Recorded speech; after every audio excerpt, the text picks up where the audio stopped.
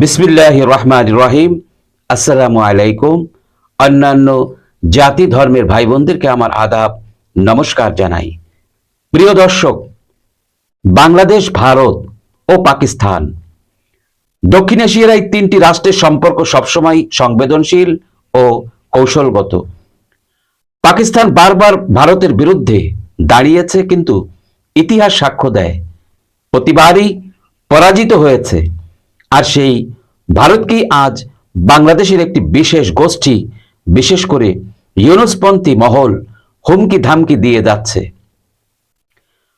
প্রশ্ন উঠেছে, এই হুমকি কি যুক্তিসঙ্গত, নাকি এটি এক ধরনের রাজনৈতিক নাটক? চলুন বিস্তারিত আলোচনায় যাওয়া যাক। ভারত পাকিস্তান সম্পর্ক ও ভারতের শক্তি।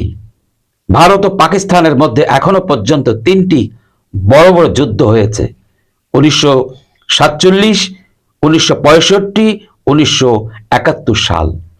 প্রতিবারই ভারত শক্ত অবস্থানে থেকেছে। বিশেষ করে 1971 সালে বাংলাদেশের মুক্তিযুদ্ধে ভারতের ভূমিকা ছিল সরাসরি, যেখানে পাকিস্তানের পরাজয় হয়েছিল এবং একটি নতুন দেশ বাংলাদেশ জন্ম নিয়েছিল। আজ ভারতের সামরিক শক্তি, কূটনৈতিক অবস্থান এবং অর্থনৈতিক ক্ষমতা শুধু উপমহাদেশেই নয়, বিশ্ব রাজনীতিতেও গুরুত্বপূর্ণ। পাকিস্তানও তা হাড়ে হাড়ে টের পেয়েছে। যুদ্ধ মানেই ধ্বংস। বাংলাদেশের ইউনুসপন্থী সরকারের অবস্থান। বর্তমানে বাংলাদেশে একটি নতুন রাজনৈতিক ধারা গড়ে উঠেছে, যাকে অনেকে ইউনুসপন্থী শাসন ব্যবস্থা বলছেন। এই সরকার বা মহলের অবস্থান অনেক সময় এমনভাবে উপস্থাপিত হয় যেন তারা ভারতের বিরুদ্ধে শক্ত বার্তা দিচ্ছে, ভারতকে চাপে ফেলছে।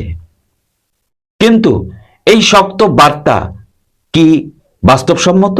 ভারত কি এতে ভীতু? না, এটিকে অপেক্ষা করছে। ভারতের পক্ষ থেকে এ পর্যন্ত কোনো সরাসরি প্রতিক্রিয়া আসেনি, যা তাদের কূটনৈতিক পরিপক্কতার প্রমাণ। তবে কূটনৈতিক বিশ্লেষকরা বলছেন, ভারত এই ধরনের অবস্থানকে অপমান হিসাবে দেখছে এবং পরিস্থিতির ওপর সতর্ক নজর রাখছে। ডক্টর ইউনূসের প্রতি ভারতের মনোভাব। ডক্টর ইউনূস আন্তর্জাতিকভাবে নোবেল বিজয়ী একজন ব্যক্তিত্ব, কিন্তু তার রাজনৈতিক অবস্থান বহু প্রশ্নের জন্ম দিয়েছে। অনেকেই মনে করেন ডক্টর ইউনূস অতীত থেকেই পাকিস্তানপন্থী একটি মনোভাব পোষণ করেন। তিনি সরাসরি পাকিস্তানকে সমর্থন করেছেন এমন প্রমাণ না থাকলেও তার বক্তব্য এবং আন্তর্জাতিক যোগাযোগ দেখে তা আন্দাজ করা যায়।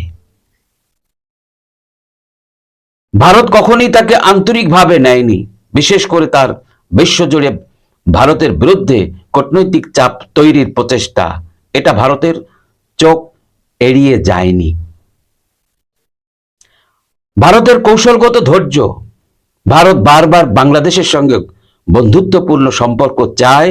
সেটি দেখা গেছে পানি বন্টন, সীমান্ত সমস্যা বা বাণিজ্যিক সহযোগিতায়। কিন্তু যদি বাংলাদেশে এমন সরকার গড়ে ওঠে যারা ভারতকে বন্ধু না ভেবে শত্রু বানায়, তাহলে ভারত হয়তো ভবিষ্যতে আর চুপ থাকবে না।